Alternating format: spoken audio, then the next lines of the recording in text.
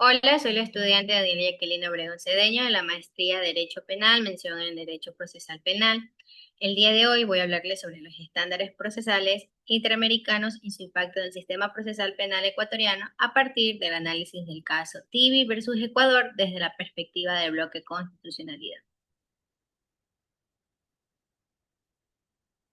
El derecho procesal penal se desarrolla en una tensión constante entre la facultad del Estado para investigar y sancionar delitos y la obligación de respetar los derechos fundamentales de las personas procesadas.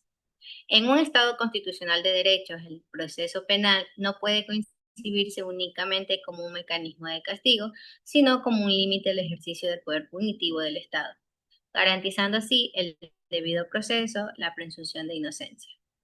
En este contexto, la jurisprudencia de la Corte Interamericana de Derechos Humanos cumple un rol fundamental en la protección de las garantías judiciales. Bloque de constitucionalidad. El bloque de constitucionalidad permite integrar el ordenamiento jurídico interno, los tratados internacionales de derechos humanos y la jurisprudencia interamericana con la jerarquía constitucional. En el Ecuador, esta concepción se sustenta en la Constitución del 2008, que en su artículo 424 reconoce que los tratados internacionales de derechos humanos ratificados por el Estado prevalecen sobre cualquier otra norma jurídica. Esto obliga a los operadores de justicia a interpretar y aplicar el proceso penal conforme a la Convención Americana y a ejercer el control de convencionalidad. Caso Tibi versus Ecuador.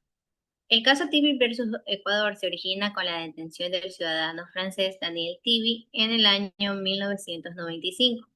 Durante el proceso penal se evidenciaron graves irregularidades como la prolongación injustificada de la prisión preventiva, la ausencia de control judicial efectivo y la vulneración del derecho a la defensa.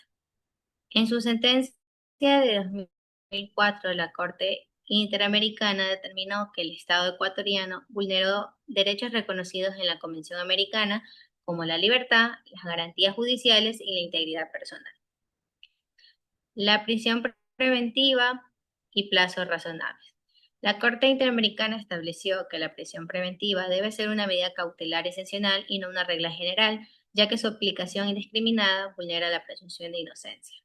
En el caso Tibi, la prolongación de esta medida convirtió la prisión preventiva en una pena anticipada, lo que resulta incompatible con el artículo 7 de la Convención Americana que protege el derecho a la libertad. Asimismo, la Corte desarrolló el estándar del plazo razonable, señalando que los procesos penales deben resolverse sin dilataciones indebidas atribuibles al Estado. Control judicial efectivo. Otro estándar relevante desarrollado por la Corte Interamericana es la exigencia de un control judicial efectivo.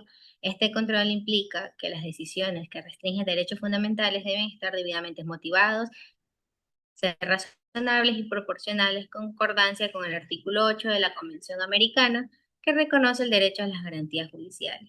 El juez penal, por lo tanto, debe asumir un rol activo como garante de derechos y no limitarse a un control meramente formal. Integridad personal. La Corte Interamericana reafirmó que las personas privadas de libertad se encuentran en una situación de especial vulnerabilidad frente al poder estatal. En el caso Tibi, el Ecuador incumplió su obligación de garantizar la integridad personal del detenido, permitiendo tratos crueles, inhumanos y degradantes, que contradice el artículo 5 de la Convención Americana. Este estándar refuerza la visión absoluta de la tortura dentro del proceso penal.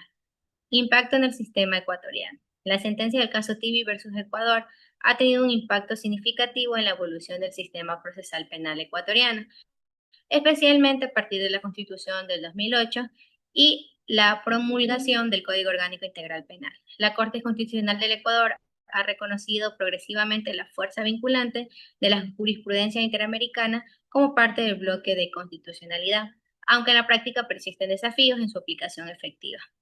En conclusión, podemos decir que el caso Tibi versus Ecuador constituye un precedente fundamental para la consolidación de procesos penales garantistas y respetuosos de los derechos humanos.